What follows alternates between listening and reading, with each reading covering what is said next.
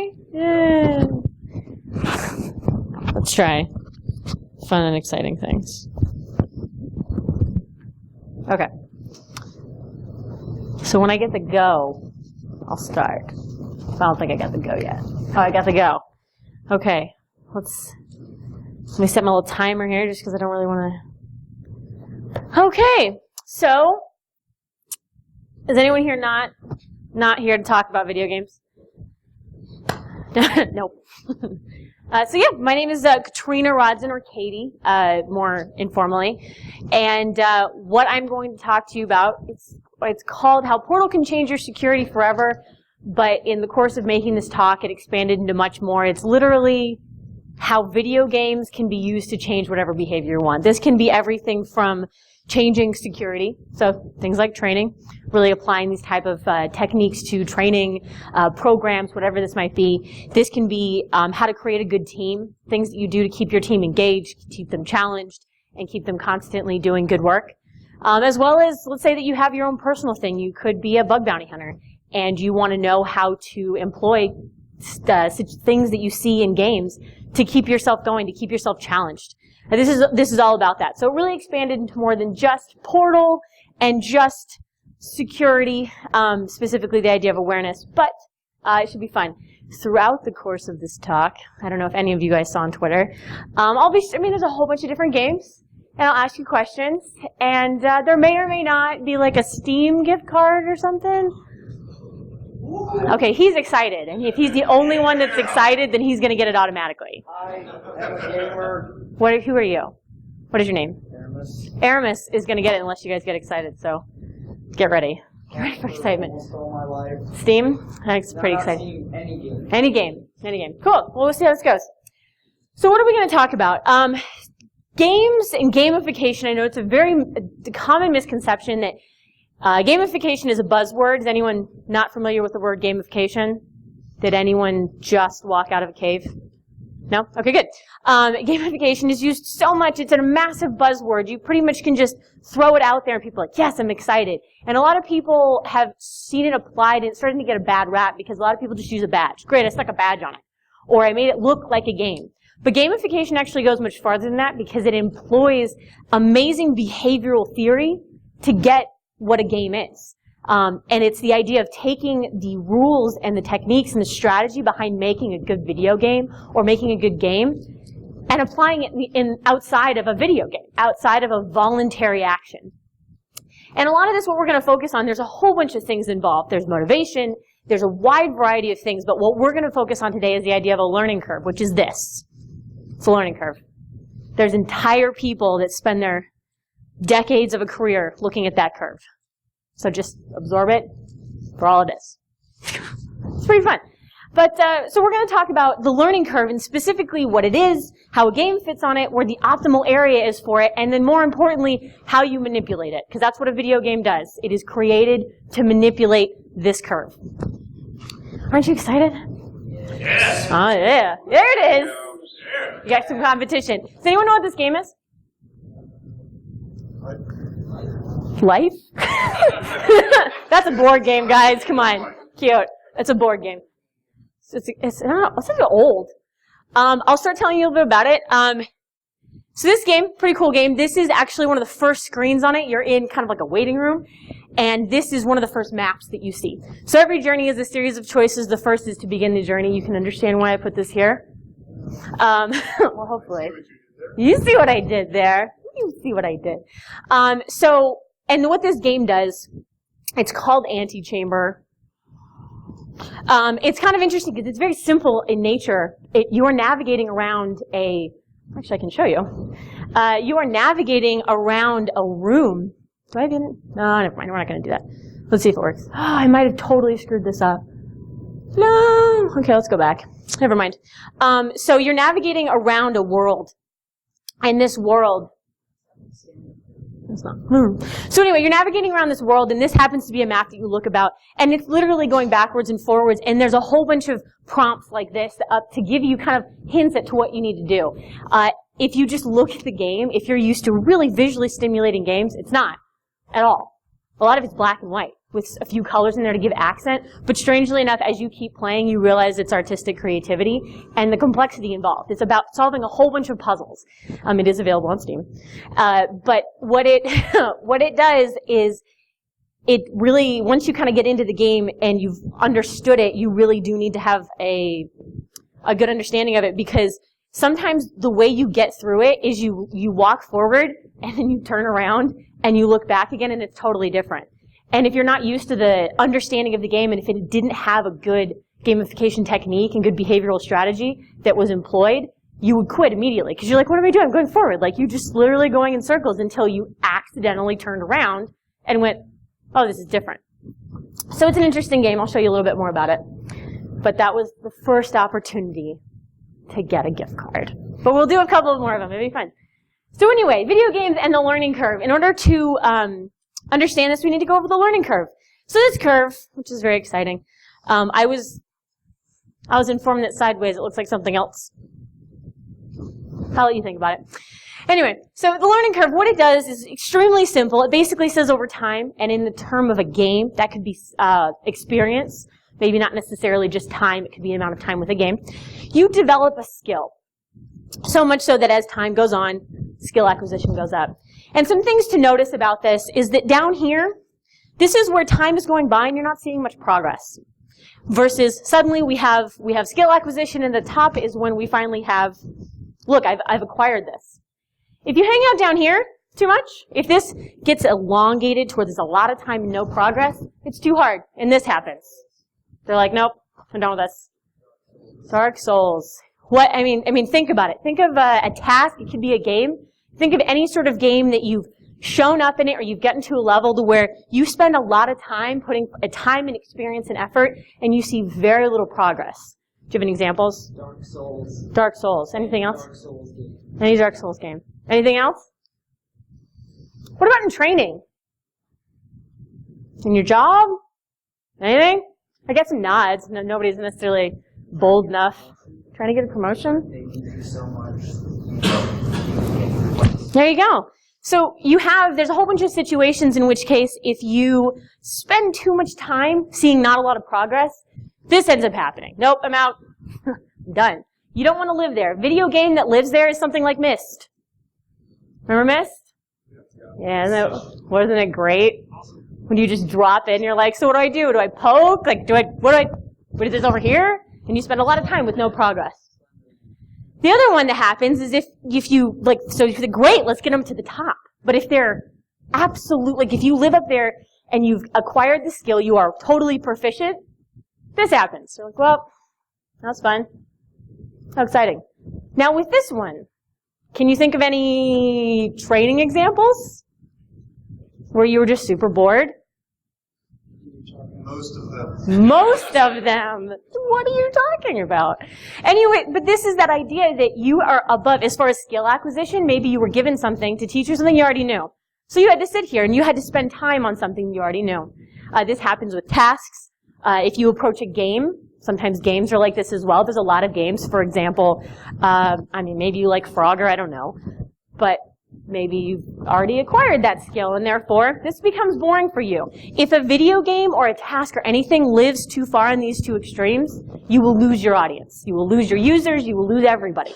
So the big thing with a video game is to live in that middle, to really make sure that you live in that curve. So failing to succeed does not mean failing to progress. This is more stuff from Antichamber. So there's types of games, and they utilize the learning curve in a different way. So you have linear play games, where there's a very clear beginning and you're going towards an end. Level 1, level 2, level 3, level 4. We have Zelda. I love Zelda. Angry Birds, Candy Crush. I can tell you theoretically why this happens. I couldn't actually tell you through a ton of experience. It's not my jam. And then what is this?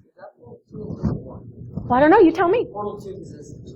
Oh. Well, I left it in there. It's Portal 2 because the cube was deconstructed partially and got what looks like part of a turret behind it. You, sir? I played a lot of Portal 2. I did too. So you, sir, come up to me. Steam gift card for you. So come, I will need the email address after you let me know. So anyway, yes, Portal 2, these are linear games in that you start with level 1, you go through. And what ends up happening for these is that your learning curve and the game modifying to it lives within these levels. So you have to stay within the sweet spot for level 1, level 2, level 3, which means that if you get to a good level of proficiency, if you're in the sweet spot in level 5, for example, and you come back to level 1, you're in a bad spot. You're in the, I'm too good at this, I'm bored. Which is why you have few games that, unless you have some other motivator like playing with a child or playing with a friend or something like that, you're not going to go back and do this again because you've got this covered. It's too easy for you. So you have to have something else to keep you coming back. So that's why things, sorry? There you go. So it's this idea that it is a linear pattern, and this learning curve lives within each one of those levels, and you get through it to the end. This is a very similar pattern for training. Usually when you're trained on something, great, we're going to say this is level 1, and we're going to get you through it. And then all of a sudden, it's annual training time again, and we're back here. And is it exciting? Do you like it? No. The game, exactly. What needs to happen, and even if you have a behavior that you want to see in anything, whether it's yourself or in a group that you work with, the game has to work with you. You have to, if you want them to play it again, the next time they make another game, you need to make sure that you grow with them. The other type of game you have is non-linear gameplay. Anyone like Dota? That guy does. Evil Geniuses, apparently, is the group. Favorite games, bottom right. Well, cool. So what we have here with the non-linear game is with things like, you have Dota, I've got Eve in here. Where was this one? WoW, we got WoW, and then we've got Halo 2. Yeah. No, Xbox still owns it. Still owns it. So anyway, with these, you can play the same level over and over again, but what's happening, so it's not necessarily a linear fashion. You can be in the same environment over and over again, but what's happening is, with that learning curve, things like opponents, tools, skills, and teammates are what keep you in that sweet spot.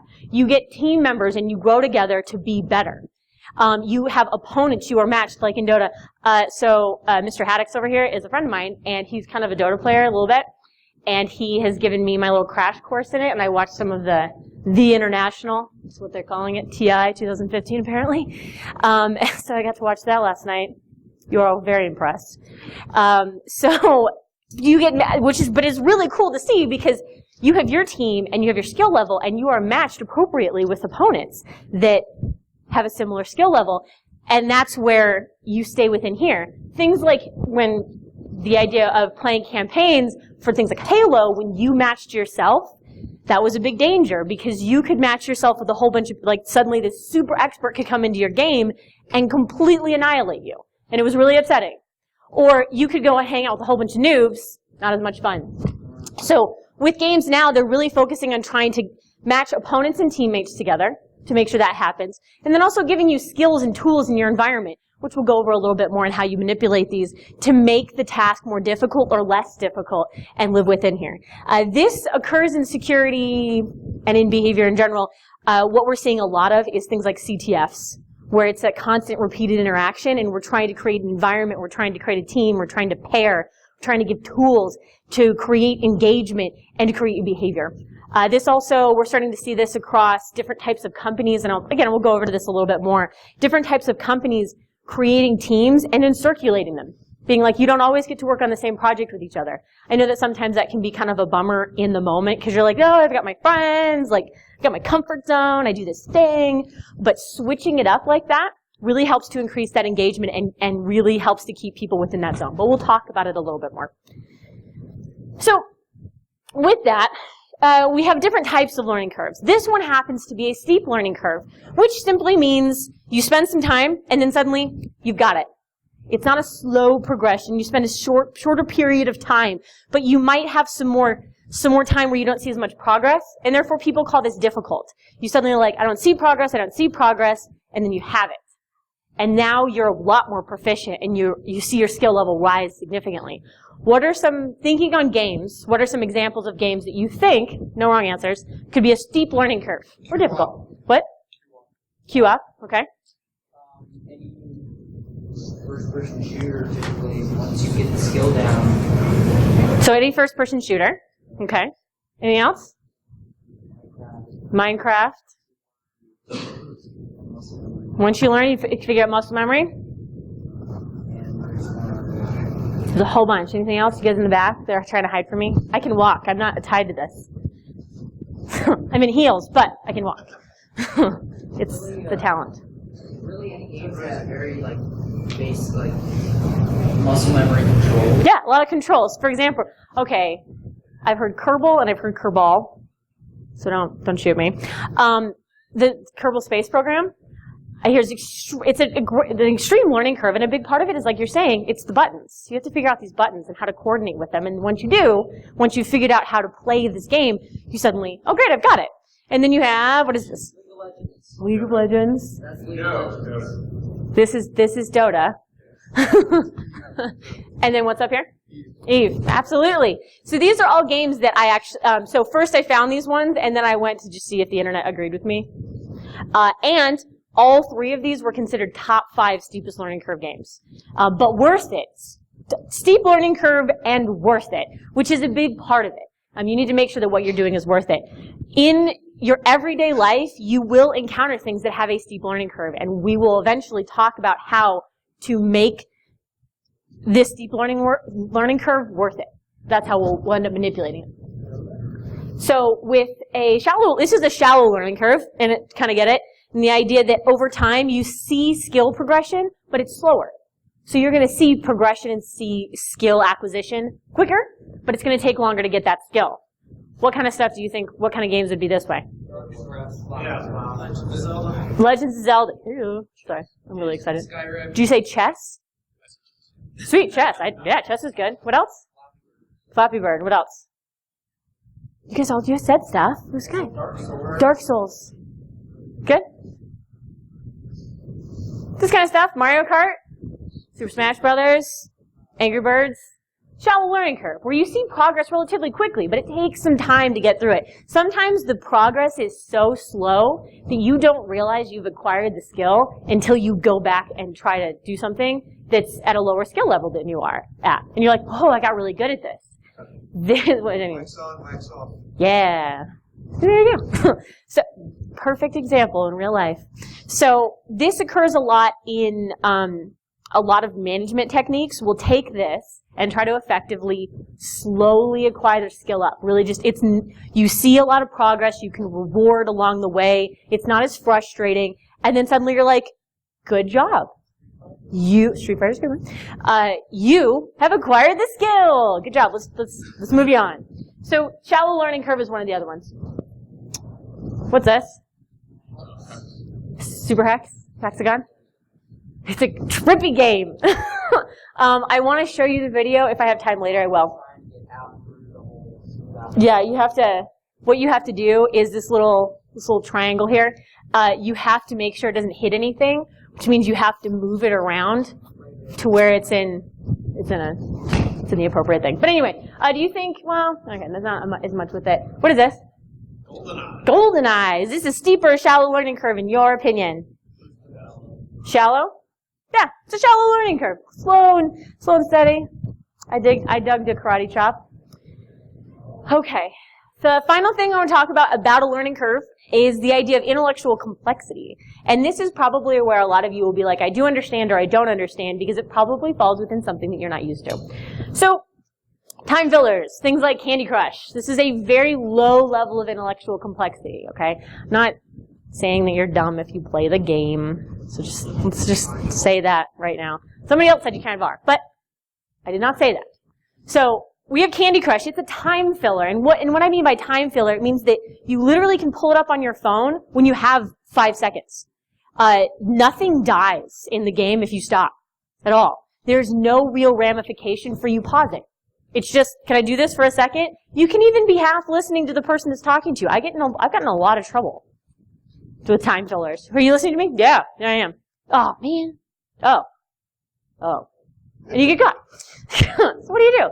But time fillers, it's a low level of intellectual complexity. There's not a lot of ramifications. It's really surface level. The levels are usually pretty short. It doesn't require a lot of time. Complete immersion. Things like Dota. You have to spend at least 30 minutes in a level, because if you stop, your person is going to die and be attacked, and then your team will suffer. You have to be willing to sit there and attend. And by attend, it's not just like, oh, sweet, I got it. Like, this is great. I got this. You have to be paying attention to your stats, your team stats, the other team. You need to know what's going on. Different things like when things regenerate, where things happen, how much gold, what's our strategy. It is a complete immersion, and it requires a lot of intellectual complexity and a lot of intellectual time. Even those like that World of Warcraft would also fall in that, but also other games like the Assassin's Creed. It's story. Yeah. Yes, we will get into that. So then Assassin's Creed, the things like where you have a gray area. You're right. And it's like the middle. It's absolutely addicting. All these can be massively addicting, but then you have a gray area in the middle where it's not, maybe they don't necessarily require 30 to 60 minutes at a time, but it's not a time filler. So things like Portal and Portal 2. Yes, it requires some time for you to sit there, but you could stop in the middle of a level and be like, okay, just wait a second. Or you can be like, okay, you need something from me? Got it. It doesn't require as much time. But it still does require attention. And they're all equally as addicting, depending on who you are. So relating this back to tasks that we see, let's go back to the idea of training. Have you ever seen training? Think about if I commanded your complete immersion. I need you to sit there for 45 minutes and pay attention to what I'm looking at, what I want you to look at. But the behavioral strategy is this. How would you like if I said sit down and play Candy Crush for 45 minutes? You have to pay attention, because I'm going to ask you questions in the middle of it.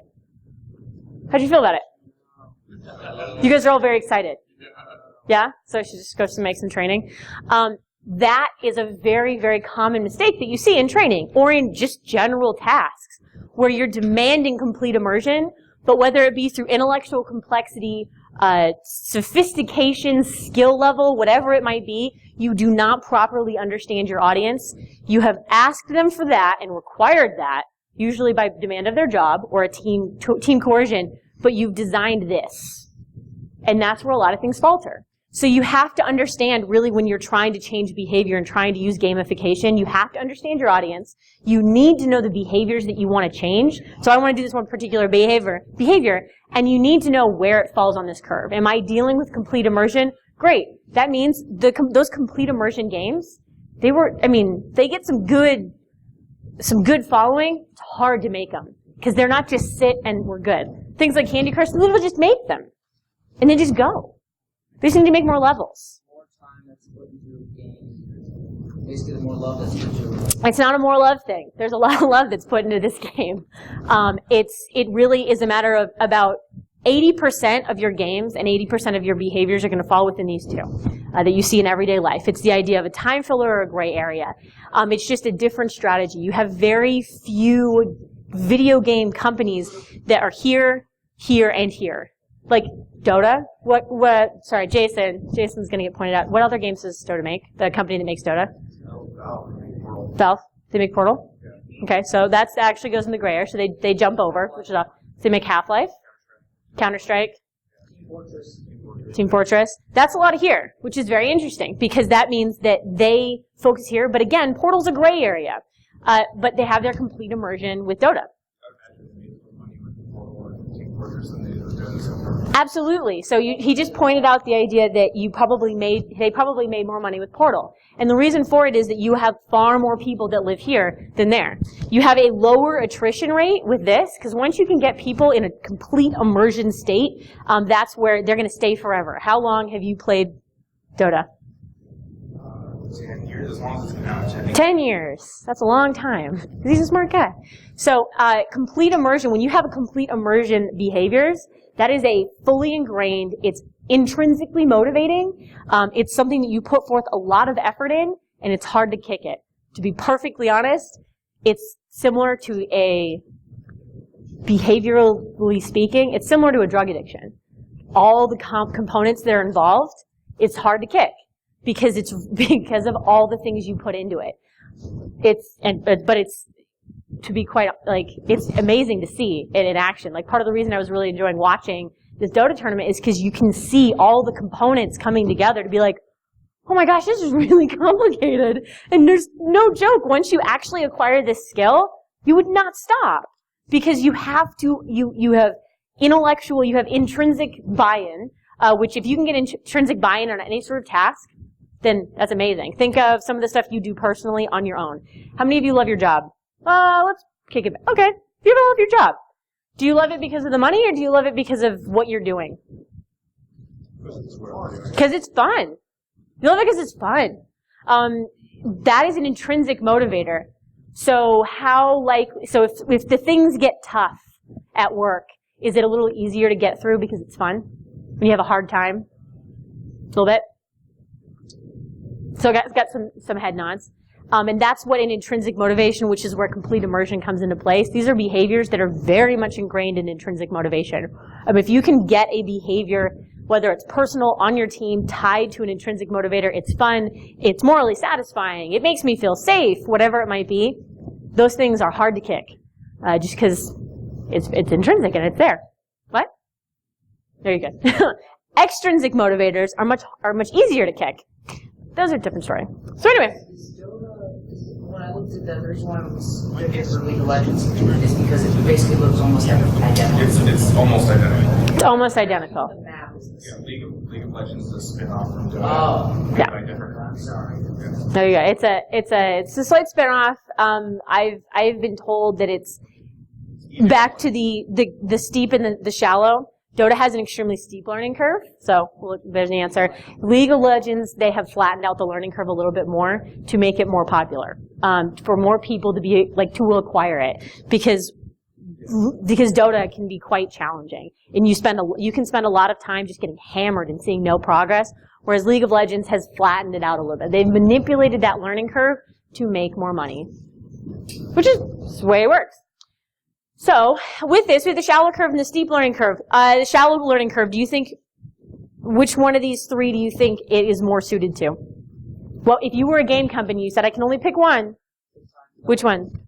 The time filler? Okay. The shallow. Anyone else have anything else? What? Depends if it's ad supported. Sir, a genius. It also depends on the content and difficulty. Yeah, it depends on the content difficulty. Time filler is like Flappy Bird. That is. No one. You've never heard of Flappy Bird? I've heard of it. I've never played it. It's about the equivalent to Dark Souls on the iPhone. No, I don't have an iPhone. Anyway, so what you guys are pointing out is yes. I thought with Candy Crush, what the company that makes it was doing better than anybody else was putting in a variable learning curve so that you go several levels of making progress and make a steep wall, where you'd have to basically do a micropayment. Spend $2 to get the thing that will get you past this level. So that they definitely do that for sure. That I see you. It's going to take me a second to answer that. I've been the person that's like, it's like, I gotcha. So you're absolutely right. There's several things employed there in it to make money. For the people that actually get money from it, there's a shallow learning curve, and then suddenly they do a small bump in a relatively shallow learning curve, and then they've also set up your lives as a limited resource, which is also something else. If I go, hey, you don't have as many of them, I'm like, wait a minute, I want more. But then also saying, I can get you past this small little bump with this. And in the very, very beginning, they make that bump really hard, very, very hard in the first couple worlds. And then after that, it's actually relatively easy because you've been trained to think, oh, I got to this spot. It's hard. Let's buy my way out of it. But there's a whole bunch of problems with that. But as far as making money, yeah, that works great. But it's also a way that they lose a lot of people too. You see people drop off at certain levels because they get to that spot and they're like, I'm not paying to get out of this, and I spent too much time finding this difficult, so I'm done. Yes. Does resource carryover play into this? How's resource? Yeah, resource carryover. So Okay. games like Dota and WoW and Yeah. build up better resources as you move along. And things like Candy Crush, you carry nothing to the next level. So if I understand Dota correctly, you actually don't carry your resources along. You know. No. So how does resource carry over? It's a very good question. That creates two different types of motivators. If your resource carry-on goes, like say, for example, Diablo, where you go through and you're like, look at my cool outfit. It's not an outfit, I know. I played Diablo. I was in it. So anyway, with that, that what you've done with that is that you've started to take that carryover resource and you use it as a badge. It suddenly becomes this badge to where you'll start going and doing all the things just to get resources, to show, hey, look, here I am. That does help with getting farther. You can still have a steeper, shallow learning curve, but it actually gets back to a motivator where you start making this thing, your helmet, is now a extrinsic representation of an intrinsic motivator. Look how cool I am. Unfortunately, though, when you do that, it's extremely effective when it comes to changing behaviors as well. Some of the most effective things I've seen are taking little characters and turning them into physical embodiments. I have this character. Sweet. That means this about me. But if you have ones that don't, the resource carryover doesn't happen, then it becomes, again, more about, you're seeing that more and more now, because then it becomes very much about who am I up against. That's the resource that carries over. Who do I play against? Rather than look how much gold do I have, it's I played that guy. Oh, I know exactly what that means. So it's become a much more simpler system. But yeah, it really just depends. It can live across these two. Usually you have resource carryover. It's not going to have as much here because again, it can be, because there's so many levels on these things, it just becomes nothing. You're like, oh great, I've got 8,000 things of gold. What wonderful. So you don't have resource carryover here as much versus some of the complete immersion you do because that's part of the world. You spend so much time getting it. Yes? In certain games, like I mentioned this multiple times, Assassin's Creed, collectibles, like Yeah. items to get, like we were talking about certain resources, like cool stuff, like how many times have you played Assassin's Creed? I have. You know all those like Okay, certain okay. kinds of quests. Yeah, yeah. Yeah. Is it a question? Well, that was being tied to like rewards and like the business raises bonuses. Yeah. So you can do similar things where as you go through, there are organizations that are employing things like a ranking system. They are employing things like badges, where if I did this thing and the resources carry over and you've completed certain things, if done effectively, those badges then turn into, great, you have these 4 badges and those are required in order for you to get a promotion or for you to be able to move teams or for you to be able to request this thing and get other resources. But it is a very, very sticky slope because if you, or a very, very slippery slope, a sticky thing to do, because if you, yeah, it's a whole, because if you do it incorrectly, you can kill it all. But we're gonna move on. I can talk more about it later. So manipulating the curve, what we're going to talk about now is starting the game. I have an hour, right? Great, yeah, that's what I thought. So starting the game. Manipulating the curve starts from the very, very beginning. Does anyone know what this game is? Braid. What? Braid. You got Braid? That guy. Okay, well you get another. There it is! Yay! Exciting. So this is Braid. Can you kind of give a small synopsis of what Braid is? Do you want to say what Braid is in like a few short sentences? It's generally a game. Puzzle game. It's a puzzle game. Yeah, kind of thing. Do you think it's linear? Oh, no, because you can alter time. It's linear. It's linear. You can alter it plays time. with time. Yep. Its fun mechanic is it plays with time. Yeah, the cool thing about it, I also thought I thought the art behind it was really awesome. But the cool mechanic behind Braid is this idea of Tim is off on a search to rescue the princess. She has been snatched by a horrible and evil monster. This happened because Tim had made a mistake. I'm sorry, I'm going to destroy this for you. Tim and the princess were actually in a relationship and he made a mistake. And this is all about him going back and trying to fix this in time. So one of the big components with this is that you die all throughout it, but all you have to do is rewind time. But it's a very interesting game. With it, though, is that in the very beginning, it's a great example of this idea of creating foundational skills. This is part of the first level. Hit spacebar. What does that do? Jump. Or I just got to this wonderful little ledge. Push the up button. And the reason I show these is because when you first start a game, when you're creating those foundational skills, you have to give an indication of what to do. Let's go back to Myst. How many of you played Myst? Okay, some of you played Myst. When you first show up in the world, what did you do? Just click on shit. Like, well, I don't know, is it this? Is it that? I don't know, is it that? I don't even know what this is. And there was also times where I remember distinctly, I was playing with something, and I was sure it did something. It didn't do anything, it just moved. It didn't do anything. At all. And the problem with Myst was that you had no indication of what to do. You were just randomly clicking buttons. Great games nowadays, what they do in that first level, that's usually super simple, is they create foundational knowledge. As you go through, they say stuff like, click here. Just do it. Just click right here. After you've done that once, it goes away. Or you get to a new obstacle, jump. What do you do? This is also part of Antechamber. And these really help to create this kind of concept of a foundational skill. Do you guys know what this game is? Huh? It's actually pretty cool. It's called Dark Echo. And what you do is you have to walk around, and all you have is literally in the dark, and all you have is the sound of your own steps bouncing off the walls to tell you where you go. And this is one of the first parts of it where it basically says find an exit and use noises to locate it. And you're just... No, it's not called running in circles. So what you do is you're just walking through and figuring it out. I mean, if you didn't have these indicators, you'd have no idea what to do. This same thing applies, and it is a very common mistake in any sort of behavior. What it does is it indicates in everything we do, onboarding is crucial, even for the most complex of tasks. Making sure that these foundational skills, you need to be able to do this thing. You need to be able to send this email, open up this thing, click here, find this. That onboarding process for anything can be make or break. Because you can show up and go, I don't know what to do with this. I've seen this with actually several tools that were created in-house in a company to help secure whatever it might be. And it really did. They were like, this solves all my problems. And nobody was using it. And you asked why. It was because they would open it up, or they didn't know how to open it up. It was that first, I don't know how to navigate. I don't know what to do with this. The creation of foundational skills for that product was shot, so nobody would touch it.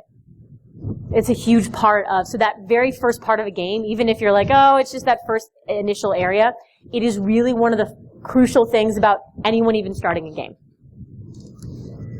What do I got here? The other thing you have here is a high reward schedule. We all know what this is, right? It's Mario.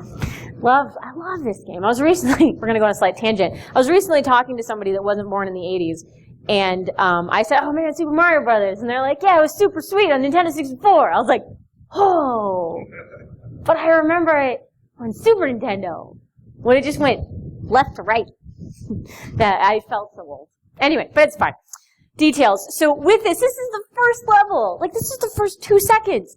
They move forward, and you have 4 rewards standing here. And we're so used to it because we played it so much. But the reason for this high reward schedule in the beginning is that you are literally rewarding navigating the game. So let's try to break this out a little bit. In order to get through this, what do I have to do? Let's point out first behavior. What is one of the things I need to do to successfully get to that green tube? I gotta run. I gotta move forward. Sweet. I gotta move forward. Great. So moving forward, we got that one. You said something? Either A. Just to pick one.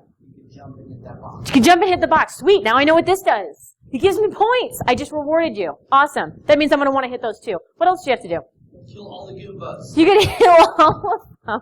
You gotta kill that guy, which means, hey, you might actually fail. You might run into it and go like this. You might do that, and it's just go, oh no. But guess what? You get another life. You now understand this is a bad guy. This is how I go forward. If I just go forward into the bad guy, I will go like this. I hit this. Oh my gosh, I got a reward. Is there something here? Sweet, sweet. What's here? Which one of these has the cool thing? It's not a very, very tough. Hard one to get to. I'm pretty sure it's this one. So you hit, you go, sweet, coin, coin. What? This is sweet. I'm going to go up here and find this one. And it's a coin. But what you're doing, and then you also, hey, maybe you didn't get the jumping thing down. What else do you find out about these? They break if you hit them. And eventually, in some levels, that is important. You have to break them. So in this small space right here, you have learned how to go, how to navigate, how to jump, how to avoid an enemy, what an enemy is, what these mean, what this does, and that, oh my gosh, some of these have cool things that I make them bigger. This is exciting. You learned all that. And the reason that you explored that is because there were rewards. There were things here that rewarded you for doing this, and you learned a lot about the navigation in this short period of time. This is very important for starting the beginning of a game. And the same thing with the beginning of a behavior. So I've helped some people or organizations create phishing strategy. You know, you have your training, one of which is reporting. You really want to know what's going on. You really want to know reporting. So what we do is they want them to send them an email. Don't reply to it. Send it to this email address.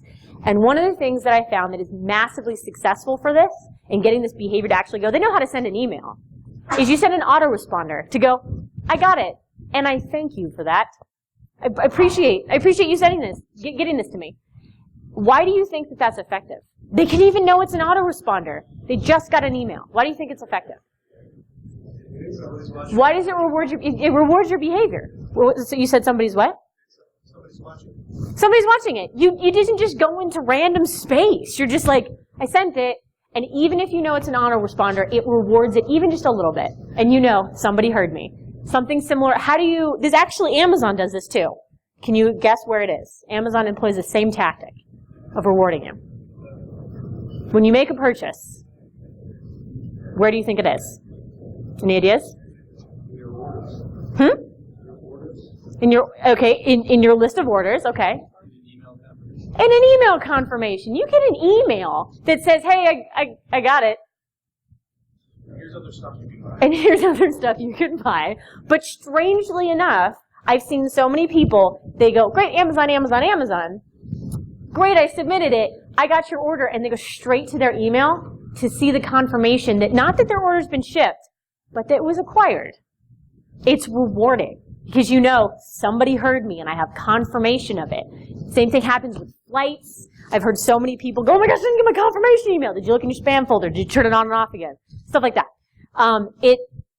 It's a rewarding behavior and it's very small. And what you're doing is you're training up the behavior. I want you to email me. I heard you. I heard you, pumpkin. It's there.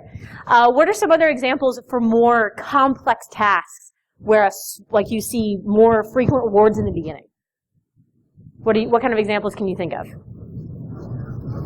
Right before a boss fight. What? Right before boss fights. Right before boss fights. Yeah. Wait. That's a good one. When you meet new characters, sometimes you get cool stuff. That's actually kind of funny. Psychologically speaking, that's to battle some of our inherent worry of strangers. But anyway, yeah. So right before boss fights, what usually happens before a boss fight? I mean, because actually it starts to create anxiety, because you usually get these things, and you're like, oh no, what's around the corner? What usually happens before it? Get like a bunch of health packs. A whole bunch of health packs, power-ups, save point. You suddenly are like, wait, what are you, I've got all these things, what are you preparing me for? I don't know what to do. No, you start to be able to recognize these things and you're getting rewarded to go forward. So it's really interesting, but this is the beginning. In the beginning of a game, you have a high reward schedule, but you cannot maintain this type of reward schedule all throughout because then it just becomes nothing. So what ends up happening is as you start coming up that curve, things become a little bit more difficult. You break it out.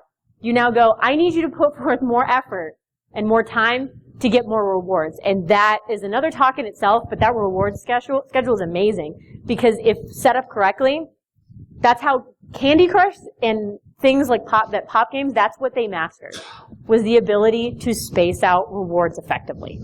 To where even though it's hard, they still look, do I have lives? Do I have lives? So if you're going to give them anything, it really is that. The other thing you have to do with starting a game is make sure players are placed within their skill level. And this is both make sure they don't go too far and make sure they don't come too far back. So, again, think about it with training. Have you ever raise your hand if you've gotten a training or maybe gone to a talk or a class where you're just like, I have no idea what this means. Yeah, okay, no idea what this means. Did you like it? Did you learn anything? Did you pay attention? So you learned something? Good, yeah. What happens in the other direction? You show up and how did that go? It's so, like, you know all of these. As a matter of fact, you wrote the book on them. But you have to pay attention to it. Have you had those? Yeah, you play on your phone. It's great. I did that in college. That was great. It's always bad when you're emailing the instructor. I only did it once. Well, I learned my lesson. I was in class. My advisor was the instructor. They had sent me an email, and I responded in class. They're like, look, I appreciate the work you did on this. These statistics are great, but... And I was like, but? What do you mean, but? Those are flawless. She was like, yeah, but I see the time you sent me was directly in the middle of class. Do you remember what we did? And I was like, oh, yeah, no, I just used Boomerang. Yeah, it's just Boomerang. So anyways, it was way fun. But you have to make sure that people are placed within their skill level because it either goes completely over their head, they don't learn as much, and they just, like, it's too difficult, or they don't pay attention. And that's a problem. So I have Guitar Hero here. This is the idea. Play Guitar Hero, right? I like jammed out on this like a boss. And it, of course, made me a better guitar player, right? Yeah, I did. I totally was expert by the end of it. Took some time. Anyway, so you have your easy and you have your expert. And just think of if this was the beginning. If this is what Guitar Hero started with, how well do you think it would have gone? Really well? Yeah. Because you have to make sure that the players are placed within their skill level. When it comes to real world, this can be much more complicated because with this, you know their skill level. They didn't have it, and they had this new thing that they had to mess with. So you gave them something easy. But when it comes to the real world and you're dealing with creating teams, like pen test teams, you need to know how good they are because it's very easy to change this. So really, know your audience. Oh, we got it. So manipulating the curve. Now we need to know about how to make things easier. So we had it's too hard, right? They need to seem easier. Sometimes you can make them easier. You can do certain things, you can give certain tools, but one of the things is you break it into subtasks. So rather than just going, great, I did here to there, you break it into smaller increments of time, or smaller tasks. And what this actually allows you to do is reward more frequently. And that's why I say it makes it seem easier. Because they're still acquiring the skill, but you're going, let's focus on this. And if I actually were to expand this out and do this is a shallower learning curve than this one, and then the whole thing. And what it allows you to do is both create milestones, but then it also allows you to reward more frequently versus just going, it's too hard, and I'll reward you and get to the top. So one of the things, again, to make it seem easier is to break it down into subtasks, and then within those subtasks, checkpoints, whatever it might be, reward. This happens in games a lot, it's fine. Did you guys ever play Cruisin' USA? Remember yeah, it was pretty fun. There were checkpoints, and there's girls that came out and went like this. Did you ever go back to the checkpoint? No. Nothing happened. It was a checkpoint to tell you, like, good job. You made it. You got this far. It doesn't matter. I'm not taking you back there if you die, but we made it. It was the idea of breaking it into subtasks. You can do this. I'm sure you can come up with examples of this happening all throughout your job. The other thing that you can do to make something seem easier is you provide outside tools. This is what training was originally supposed to be. It was supposed to be, oh, hey, you want to learn about Burp Suite? Oh, okay, you don't know a ton about it. I'm not going to sit here, but look at all of these resources. Here's a whole bunch of training on that. With Mario Kart, it's mainly a multiplayer game. Like, yeah, you can play single player, but it's personally, you can fight with me later. It's multiplayer. Single player's in here, so you can go play certain levels and be like, I really want to get good at Rainbow Road, because I always fall off the edge on that one. So you go play that one over and over and over again, and then you go, hey guys, you guys want to play Rainbow Road? I'm okay at it now. Yeah. There's that one. Also the same thing with Guitar Hero up there. It actually broke it down into specific spots. You could play certain riffs to get better at it, and then go play. So this is another thing. Go provide outside tools for practice. So now we're going to talk about the idea of how to make tasks more difficult. Sometimes it's just too easy. You can have a really sophisticated team. It's too easy. What is this? The what? Yeah. There we go. I was introduced to this very recently. Seems pretty cool. Oh, by the way, You're on a Steam thing too. You got the last one. Good for you. I shouldn't have told you the last one now because now you know the rewards are gone. So you're just like, up. So anyway, this is a pretty cool task. Yeah, we'll just keep going with that. So making tasks more difficult. One of the things you can do is add sub-skills. So does anyone recognize this one? It's called flight control. It's pretty fun. It's super time-filling. But what the basic premise is you have different planes, and they're color-coded to have to go to color-coded runways. Helicopter has to go to helicopter, so on and so forth. This is an easy spot. And what ends up happening to make things more difficult, because if it was just this, what ends up happening over the more you, because if any of the planes crash, oh no, like, you were a horrible air traffic controller, reasonably so, and you are dead. So what ends up happening over time is that more and more planes come in. Well, eventually that gets boring.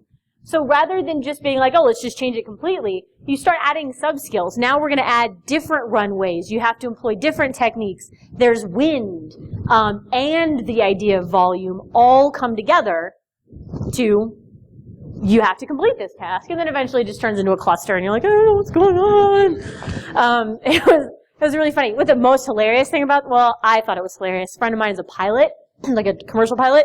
He would play this game and just complain, that's how this works. Helicopters go faster than that. And I'm like, well, it's a game. Yeah, well, cool. So it was really funny to hear the commentary on that one.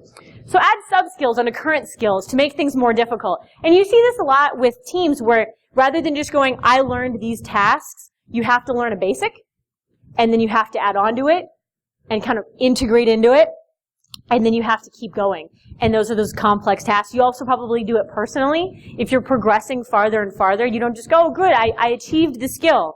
It's not hard anymore. I'm done. Usually if you keep going, you find another skill to bring into it. And that's usually where, for example, some of the best bug bounty hunters that I've seen are ones that have other skills, and they're starting to stack it on top of each other. And they become creative and employing different things, and they do it. It's very interesting to talk to them because they're not doing it so much for the actual extrinsic motivator of money, because a lot of them actually do it for the types of charity. If you talk to some of them, it really is because they're like, I like the challenge. It's what I do in my off time. It keeps me intellectually stimulated. So they're doing things on their own to add sub-skills under their current skills. So it's kind of cool. That's one of those things you actually see just happen. The other thing that you can do is you add things into the environment. This is Portal 2. And what this is at the spot in the game where you've pretty much figured out that, is anyone not familiar with Portal or Portal 2? Okay, a little bit, it's fine.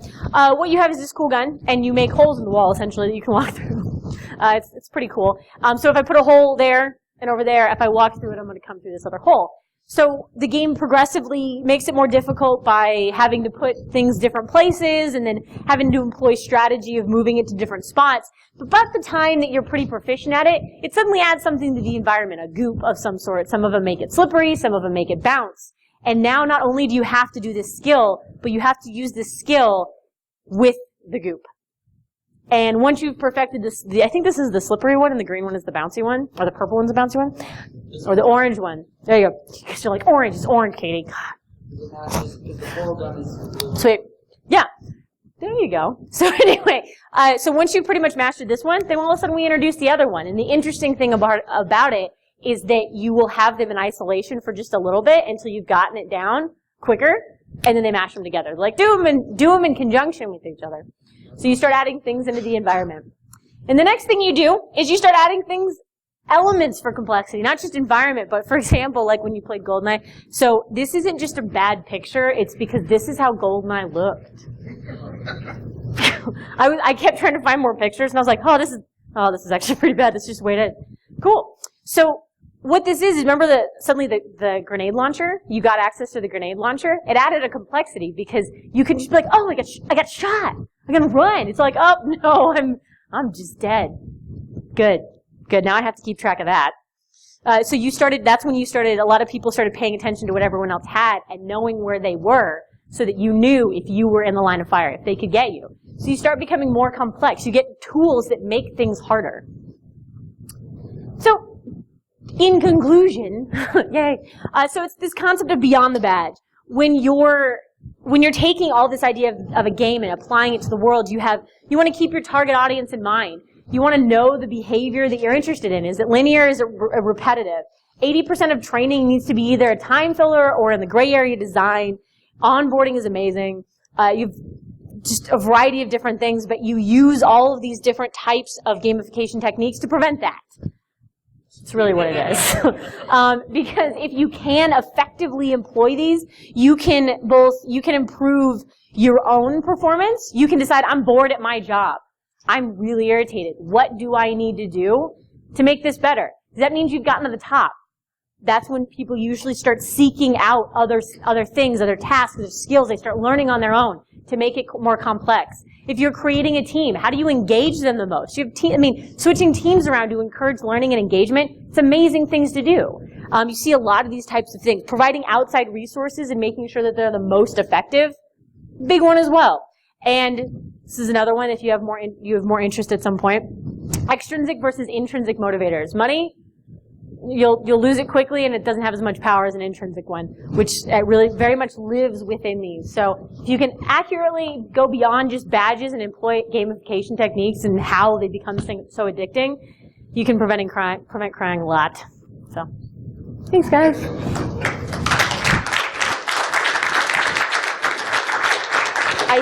I have no time, right? I have no time. So no questions. I drop the mic here.